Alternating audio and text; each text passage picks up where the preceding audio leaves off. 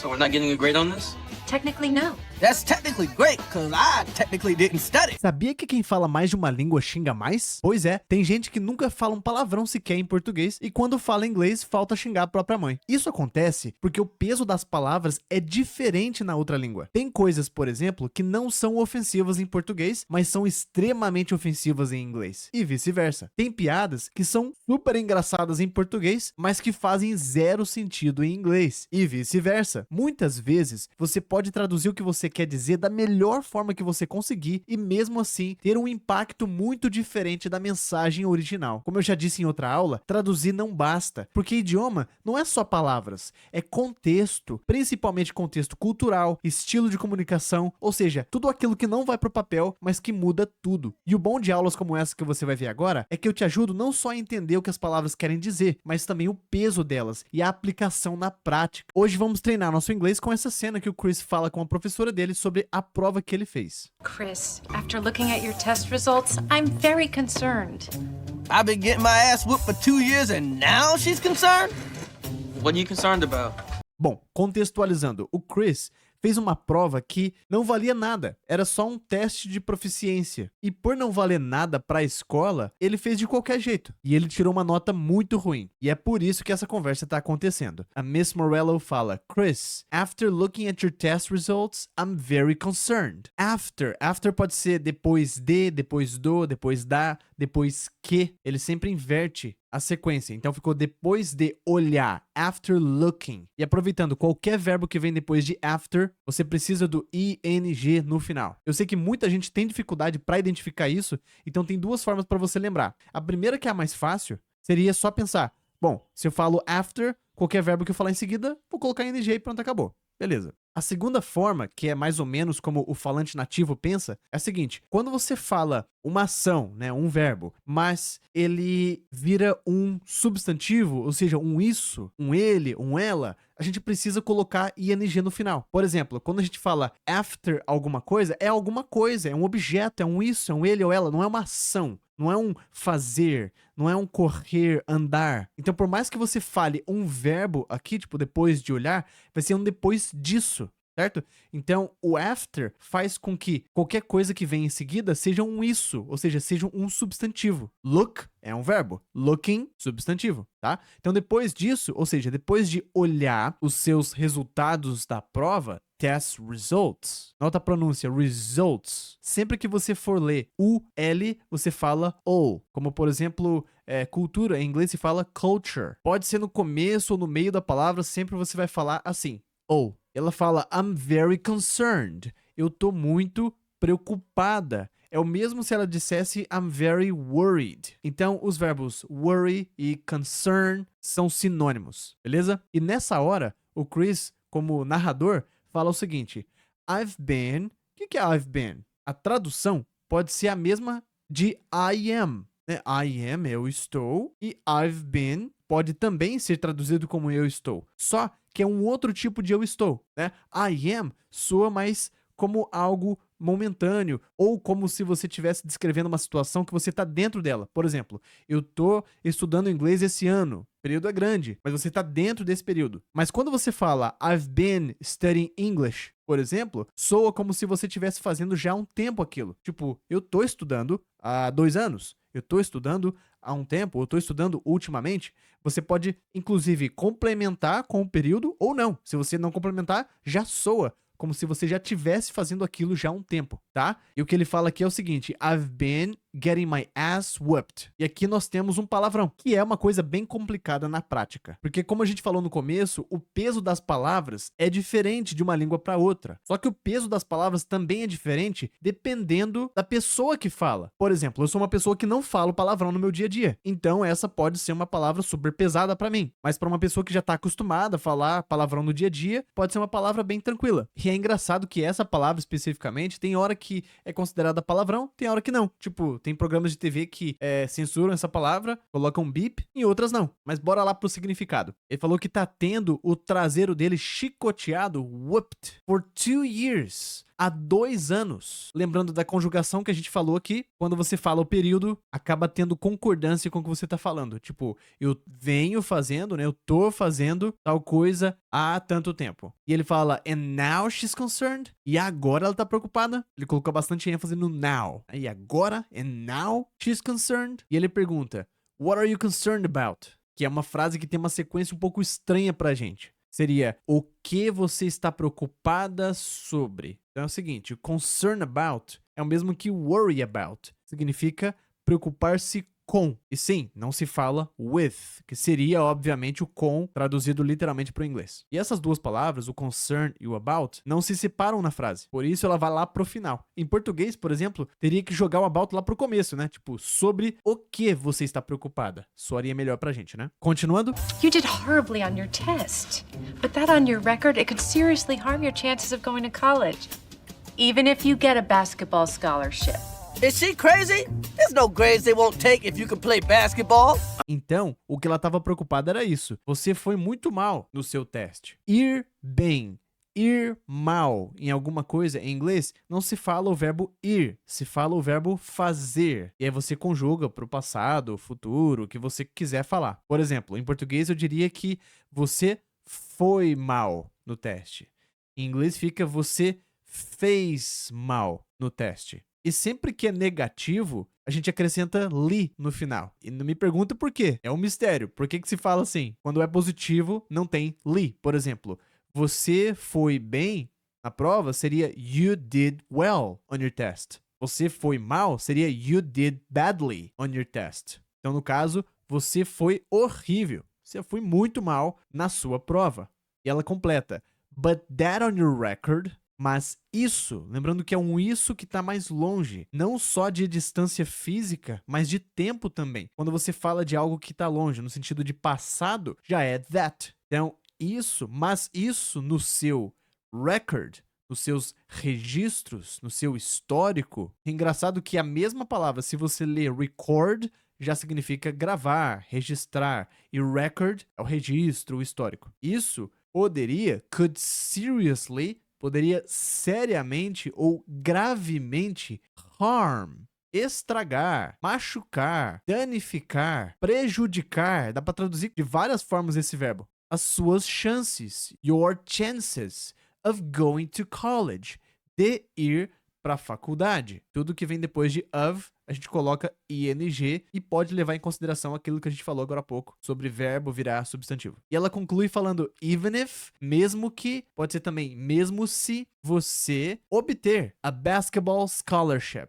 uma bolsa de estudos, uma scholarship de basquete. Ou seja, essa prova que ele achou que não ia dar nada pode prejudicar as chances dele para a faculdade, mesmo se ele tivesse uma bolsa de estudos. E o Chris, como narrador, fala, is she crazy? Ela tá louca. Nota que tem uma inversão aqui. Is she? She is pra afirmar. Ela é louca. She is crazy. Is she? Pra perguntar. E ele fala, there's no grades. There's no significa que não há, não existe, não tem notas, não tem grades. Que tá oculto aqui o que? Como a gente sempre fala, they won't take, ou seja, não tem notas que eles não vão take, que eles não vão pegar. If you can play, se você pode jogar, ou seja, se você joga, se você sabe jogar, basquete. Se usa bastante can em inglês no sentido de ter uma habilidade, uma capacidade de fazer alguma coisa. Por exemplo, ao invés de te perguntarem do you speak English? Muitas pessoas podem te perguntar can you speak English?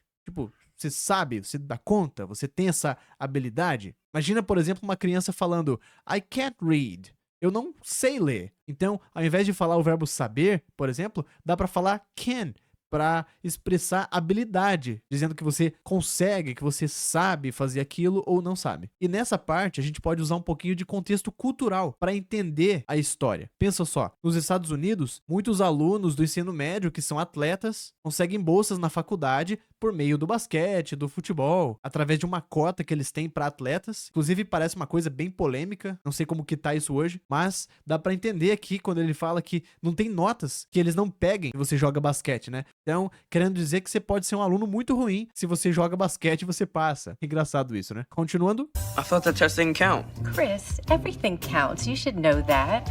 I would expect Greg to get suckered in by someone saying that, but with all your street smarts, you should know better than that.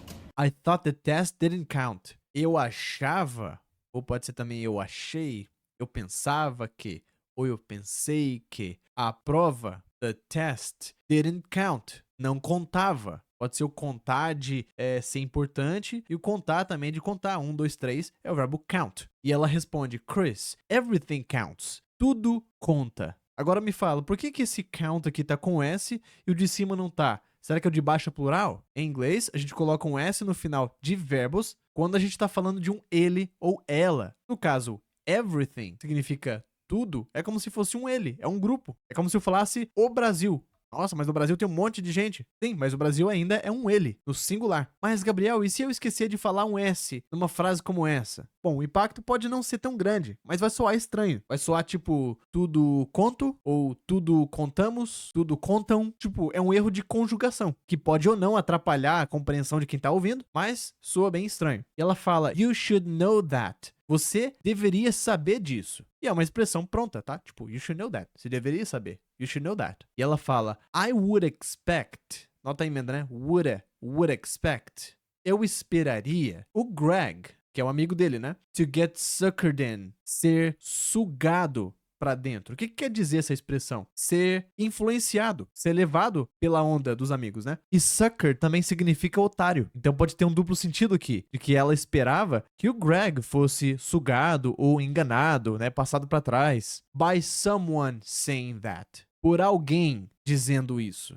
De novo, that, esse isso, tá no passado. Pode até ser um passado mais recente, ainda seria that, tá? É engraçado que se você fala o seu nome pra alguém em inglês e a pessoa não entende, ela vai pedir pra você soletrar. Geralmente se pergunta, can you spell that? Tipo, você pode soletrar isso, só que é um isso no passado. Tipo, foi alguns segundos atrás, mas ainda tá no passado. But with all your street smarts, mas com todos os seus street smarts, todas as suas inteligências das ruas. E aqui a gente pode usar o contexto da série para entender por que ela fala desse jeito, né? Se você conhece ela, você já sabe que ela sempre dá uma alfinetada no Chris por ele ser negro. Então, ter isso em mente ajuda a entender melhor o que ela tá falando. Isso pode te ajudar a falar com o estrangeiro também. Quanto mais você conhece a pessoa, a cultura dela, o jeito dela falar, o vocabulário dela, mais você vai entender ela. Eu tenho um aluno, por exemplo, que trabalha numa empresa multinacional, que é japonesa, e ele falou pra mim, Gabriel, nossa, eu acho que eu falo inglês melhor com japoneses do que com americanos. Por quê? Ele já conhece bem os japoneses, o jeito deles, o vocabulário deles e tudo mais. Dica importante essa, né? Então,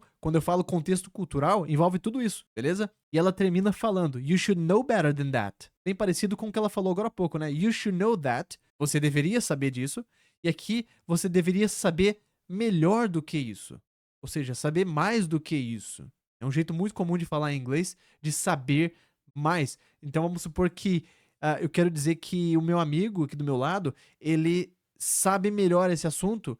Em inglês eu falo que he knows better. Dá até pra falar que a pessoa sabe melhor. Tipo, tá em primeiro lugar, posso falar que a pessoa knows best. Uma vez, uma aluna trouxe pra mim a música do filme da Rapunzel, eu acho, em que a mãe dela canta Mother knows best. Ela falou, tipo, a mamãe sabe melhor, tipo, sabe mais do que você. Continuando. I'm sure with all the careers available at hair care companies and dance show hosting, it's hard to decide. But you're gonna have to apply yourself, even for that. I'm sure. Eu tenho certeza. E se você quiser falar, eu tenho certeza que, não precisa nem falar o that em seguida. Eu tenho certeza que, with all the careers, com todas as carreiras available, disponíveis in hair care companies, empresas de cuidado com o cabelo, né? Care é cuidado, and dance show hosting, e host geralmente é quem organiza uma reunião, um evento. Você pode ver, por exemplo, no Zoom, ou no Microsoft Teams, ou no Outlook, quando alguém organiza uma reunião, o organizador é chamado de host. O anfitrião de um evento é o host. Até hospedagem de sites se fala host, né? Agora, quando se fala de televisão, o host é o apresentador. Então a gente ouve bastante em programas de TV a pessoa falar o nome dela, né? Ah, meu nome é tal, eu sou o seu host hoje à noite. Ou seja, eu sou o seu apresentador desse programa. Então ela tá falando que com todas as carreiras disponíveis, né, empresas de cuidado de cabelo e apresentadores de programas de dança, show, quando se fala de televisão, se refere a programa de TV ou a série, tá? Tipo, série, fala series ou show, ou TV show. It's hard to decide. É difícil decidir.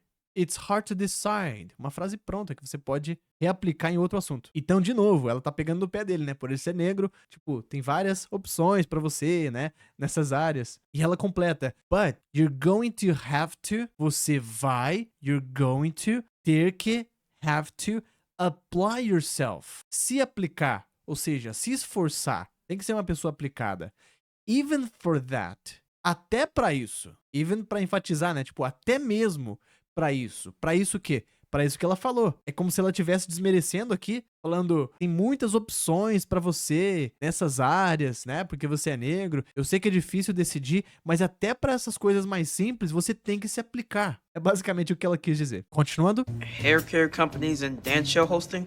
My point is, to help you get off on the good foot, I've made an appointment for you to see the new guidance counselor. E o Chris repete pra ela as opções que ela deu, né? Hair care companies and dance show hosting, empresas de cuidado com cabelo e apresentador de programas de dança. E ela responde, my point is... E note que ela até emendou, né? Point, não precisou falar o T, e ela já falou is. My point is... O meu ponto é equivalente a...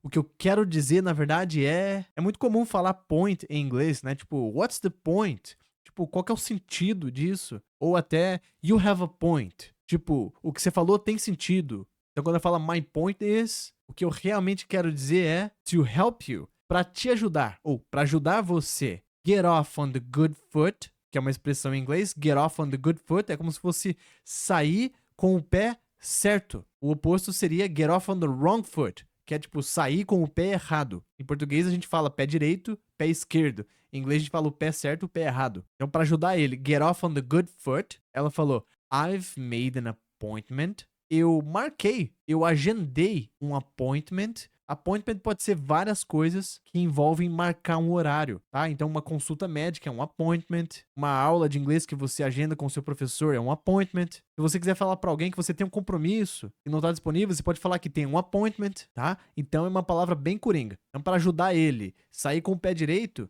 ela falou que marcou um compromisso, marcou um horário pra você, for you to see, para você ver, the new guidance counselor, o novo conselheiro, counselor. E guidance é como se fosse guia, direcionamento, ou pode até ser vocacional. E eu vou deixar aqui na tela a continuação desse episódio para você assistir. Mas antes, marca sua presença aqui, me avisa que você chegou até o final da aula, escreva presente aqui nos comentários e me conta o que você achou da aula. Obrigado por chegar até aqui e te vejo na próxima aula. Tchau, tchau.